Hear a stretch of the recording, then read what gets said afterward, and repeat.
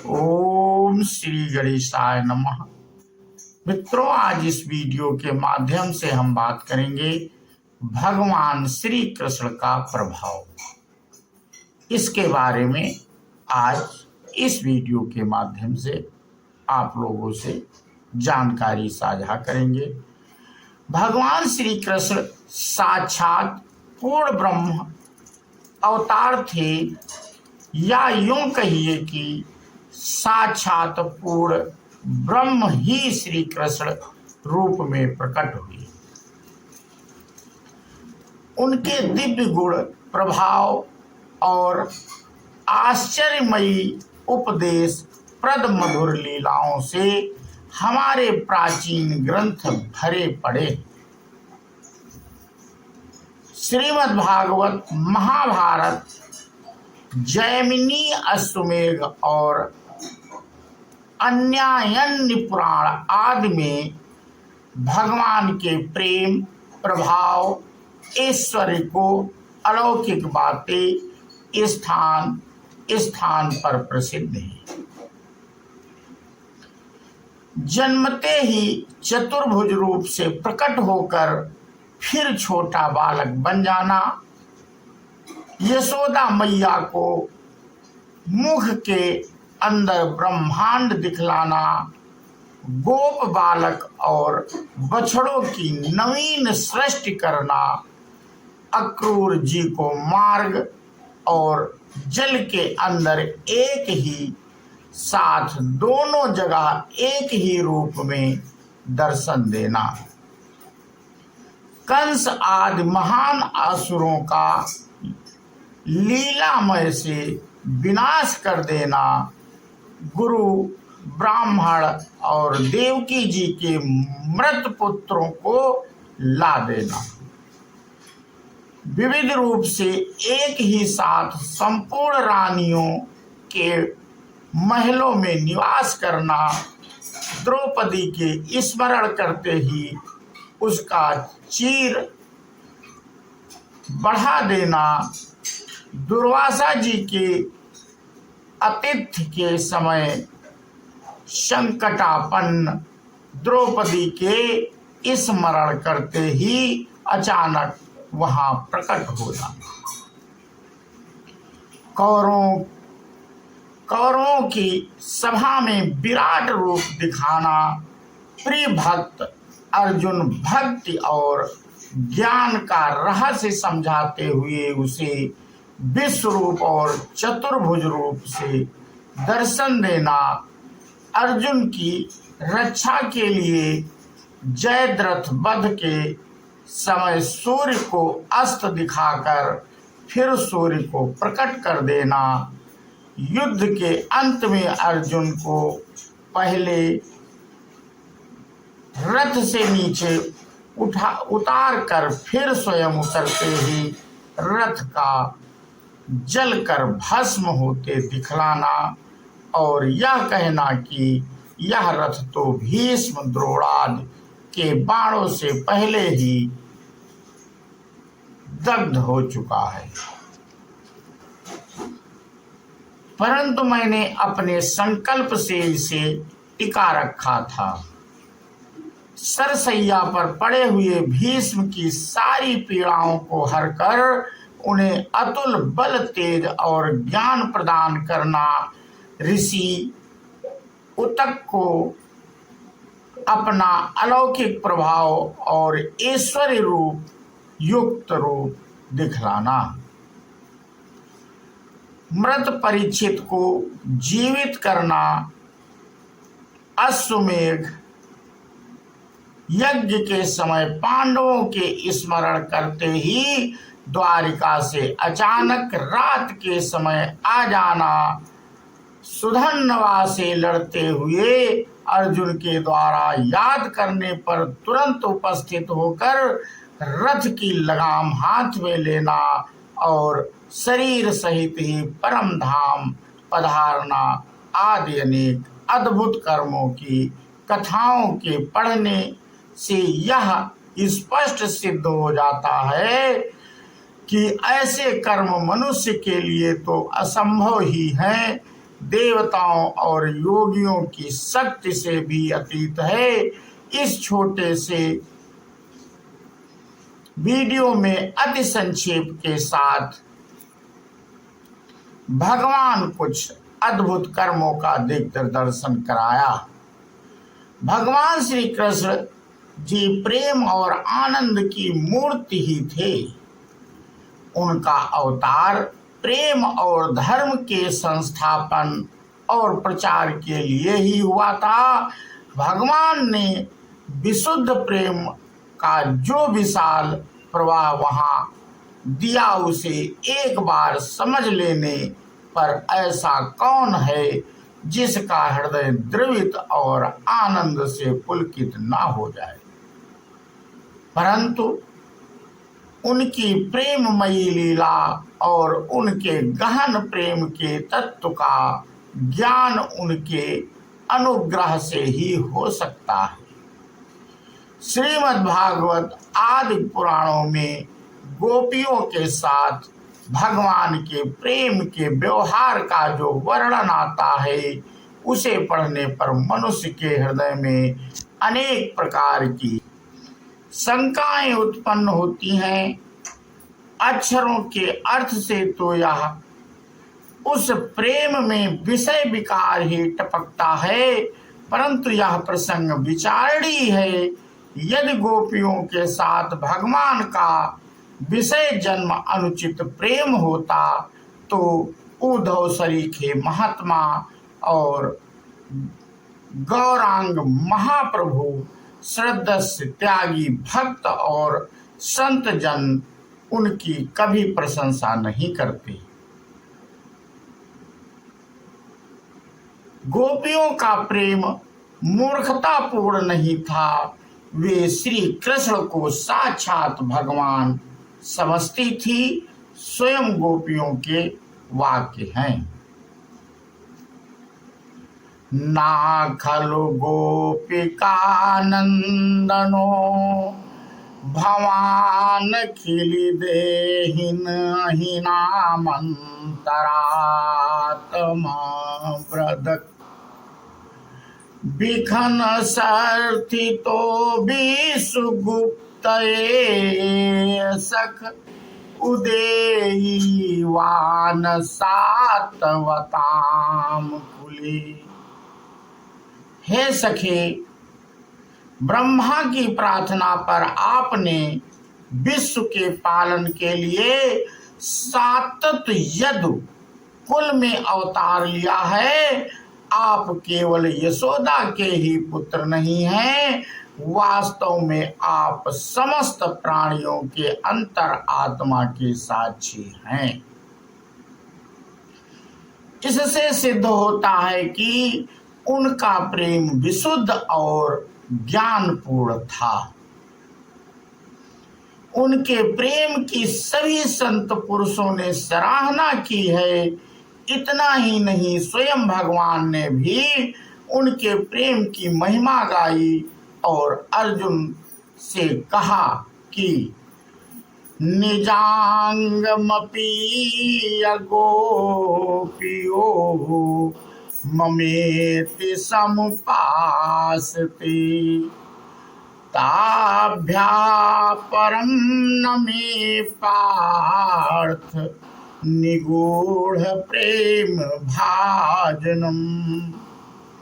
हे पार्थ, जो गोपियां अपने शरीर की मेरा कृष्ण है ऐसा समझकर ही संभाल रखती हैं, उनसे बढ़कर मेरे निगूढ़ प्रेम का पात्र और कोई नहीं है। इसके अतिरिक्त भगवान स्वयं ज्ञान रूप हैं। उनमें तो विषय विकार की आशंका ही नहीं की जा सकती। कोई यह पूछे कि फिर भगवान आदि पुराणों में वर्णित वैषयिक प्रसंगों का क्या अर्थ है? मेरी साधारण बुद्धि के अनुसार तो इसका यही उत्तर है कि उन शब्दों का मतलब समझने की कुछ भी आवश्यकता नहीं है, इतिहास, स्मृति, पुराण आदि ग्रंथों में जहाँ कहीं भी ईश्वर पर झूठ, कपट, व्याभिचार आदि दोषों का आरोप प्रतीत हो और मद्य, मांस आदि के सेवन तथा असत्य, दंभ, व्याभिचार आदि दोषों का विधान मिले, उन पंक्तियों को छोड़कर ही शेष सदुपयोग को ग्रहण करना और तदा अनुसार आचरण करना चाहिए। संसार परिवर्तनशील है, देश, काल, वस्तु आदि प्रति क्षण परिवर्तन होता रहता है। पुरानी घटनाओं में समय का बहुत व्यवधान पड़ जाने के कारण समय के परिवर्तन में शास्त्रों की वर्णन की सारी बातों का पूरा मतलब ठीक ठीक समझ में आता है, नहीं आता। इसके सिवा दीर्घ काल तक देश पर विधर्मियों का आधिपत्य रहने का कारण हमारे शास्त्रों में धर्म के विपरीत झूठ, कपट, चोरी आदि कुभाव घुसेड़ दिए गए हों तो भी कोई आश्चर्य नहीं है। अतएव पुराणों की सभी बातों को अक्षरशः समझाने वाले और उनकी पूर्वा पर पूरी श्रृंखला बैठाकर उन्हें मिथ्या या सत्य सिद्ध करने का दायित्व हम साधारण लोगों को अपने ऊपर नहीं लेना चाहिए, क्योंकि हम लोग सर्वज्ञ नहीं हैं। इसके सिवा भगवान संसार में अवतार ग्रहण करके जो लीला करते हैं उसमें कहीं शास्त्रातों मर्यादाओं के विपरीत दोष का अभाव दिख लाई दे तो इस विषय में मन में यही निश्चय रखना चाहिए कि भगवान में कोई दोष कभी ही नहीं हो सकता। भगवान और उनके कर्म सर्वथा दिव्य हैं, साथ ही पुराण, इतिहास आदि को भी असत्य कहा नहीं जा सकता। भगवान के लीलामय दिव्य जन्म कर्म का रहस्य संपूर्ण रूप से तो देवता और महर्षियों की भी समझ में नहीं आ सकता। भगवान ने स्वयं ही कहा है, नामे विदुः सुरगणः प्रभवं न महर्षिया अहमदहि देवानां महर्षिणां च सर्वशः।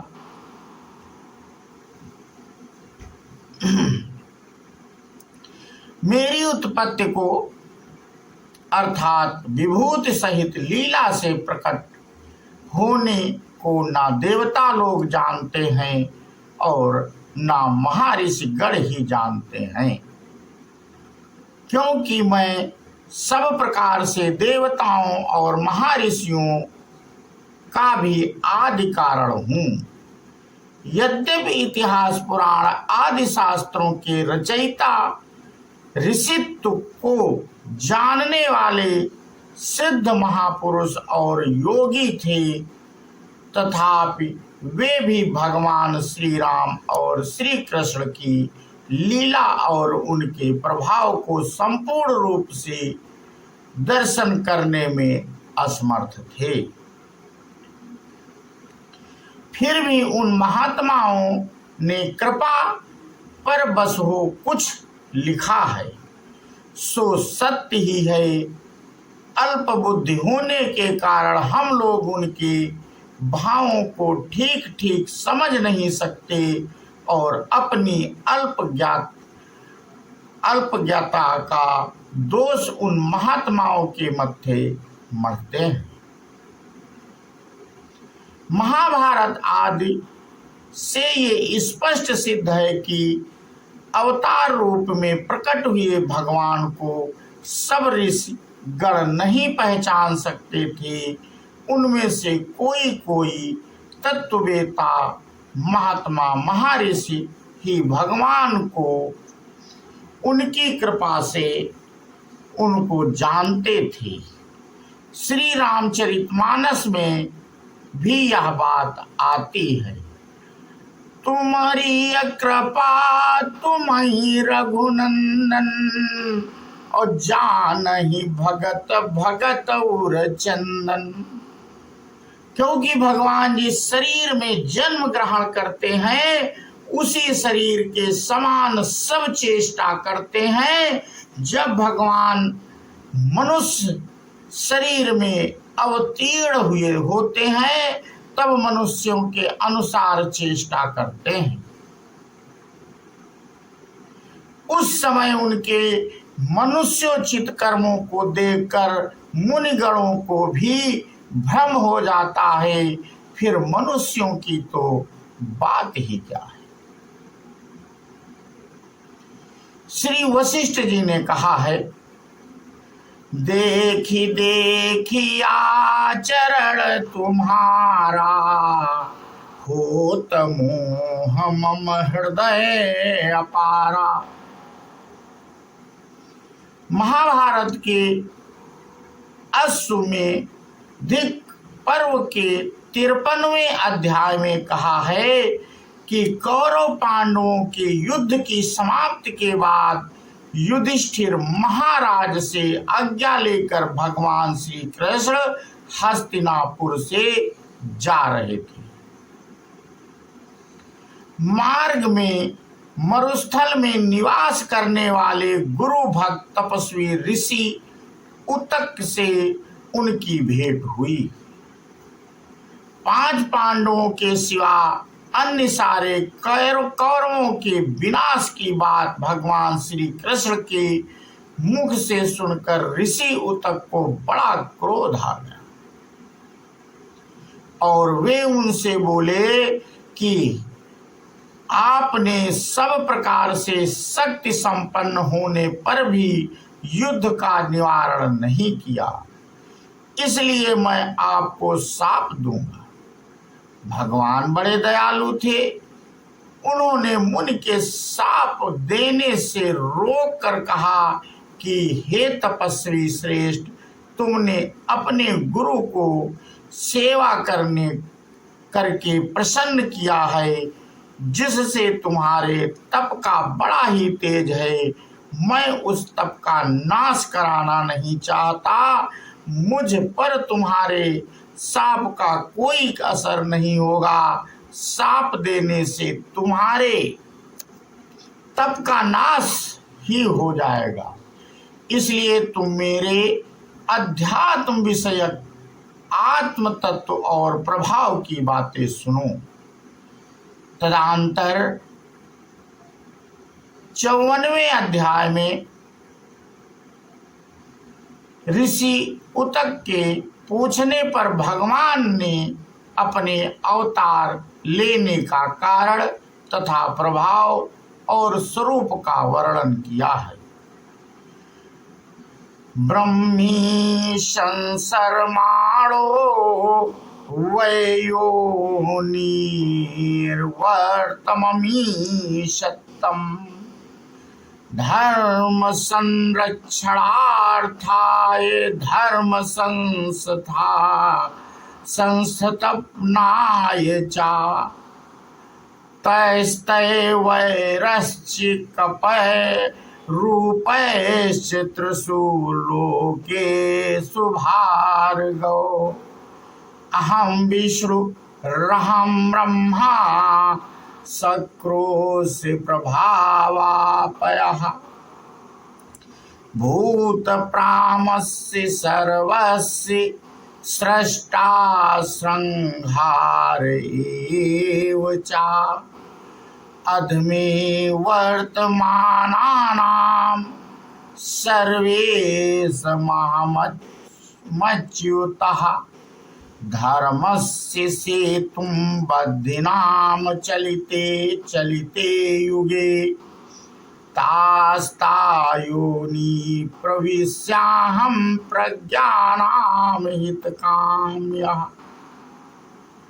हे द्विज वर भार्गव, मैं धर्म की रक्षा और स्थापना करने के लिए बहुत सी योनियों में उन योनियों के वेश और रूपों से युक्त हुआ तीनों लोकों में अवतार धारण करता हूँ।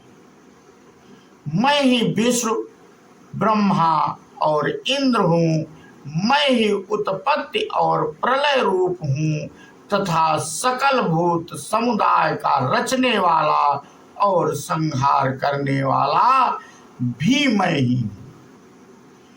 मैं अच्युत परमात्मा परिवर्तनशील युगों में प्रजा के हित की कामना से भिन्न भिन्न योनियों में प्रवेश करके अधर्म से वर्तमान वाले समस्त प्राणियों के लिए धर्म की मर्यादा को दृढ़ करता हूँ। यदा त्वमहं देवयोनो वर्तामि भृगुनन्दन तवाहं देववत्सवर माचरामि ना संशयः। हे भृगुनंदन, जब मैं देव योनियों में प्रकट होता हूँ तब निसंदेह देवताओं के समान ही समस्त आचरण करता हूँ। यदा गंधर्वयोनि वा वर्तामि भृगुनंदन तदा गंधर्ववत् सर्वमाचरामि न संशयः। हे भार्गव, जब मैं गंधर्व योनि में प्रकट होता हूँ तब निसंदेह गंधर्वों के समान ही समस्त आचरण करता हूँ। नागयोनो यदा चैच तदा वर्तामि नागवत् यच्छ राक्षसयोनयोस्तु यथावदिजराम्यहम्। जब मैं नाग योनियों में प्रकट होता हूँ तब नागों जैसा बर्ताव करता हूँ और जब यक्ष राक्षसों की योनियों में प्रकट होता हूँ सब उन्हीं के अनुरूप आचरण करता हूँ। मनुष्ये वर्तमाने तु कृपणं याचिता मया ना चाते जात सम्मोहा वचो गुहंतम मे हितम।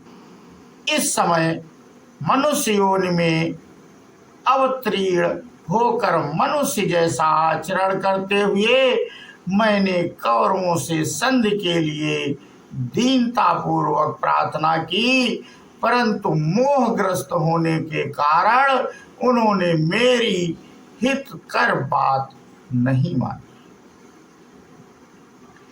इस प्रकार भगवान के प्रभाव और स्वरूप की बात सुनकर ऋषियों को भगवान श्री कृष्ण साक्षात परमात्मा होने का पूर्ण विश्वास हो गया और ऋषि ने विनीत भाव से भगवान से विश्व रूप दर्शन कराने के लिए प्रार्थना की।